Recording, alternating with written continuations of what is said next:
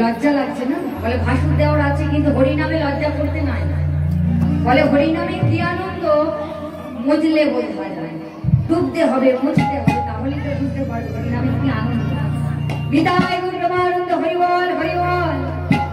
ওমা গোলায় যে সাপটি রয়েছে সেই সাপটির নাম রাখা হলো অনন্তনাথ। কেন? অষ্টতর শতনাম যারা করেন তারা জানবেন। অষ্টতর শতনামে বলছেন অনন্ত রাখিল নাম অন্ত না পাইয়া, অন্ত না পাইয়া। হরে কৃষ্ণ নাম রাখে গড়গ গড়গ, হরে জানিয়া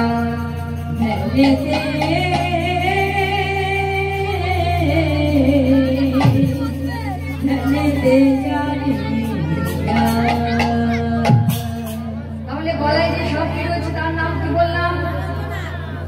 পরের জন যদি কেউ আসে জিজ্ঞাসা করলে বলতে পারবেন তো? যদি মাথায় না থাকে গিয়ে লিখে রেখে দেবেন, ভালো জিনিস। অন্য কেউ জিজ্ঞাসা করলে বলতে পারবেন।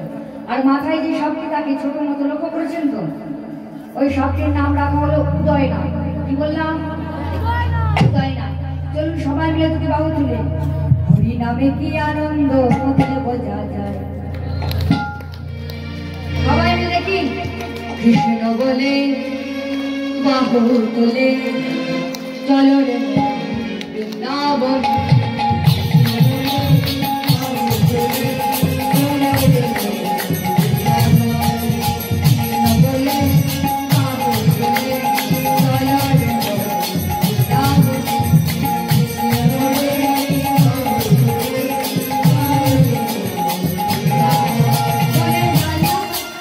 Yeah.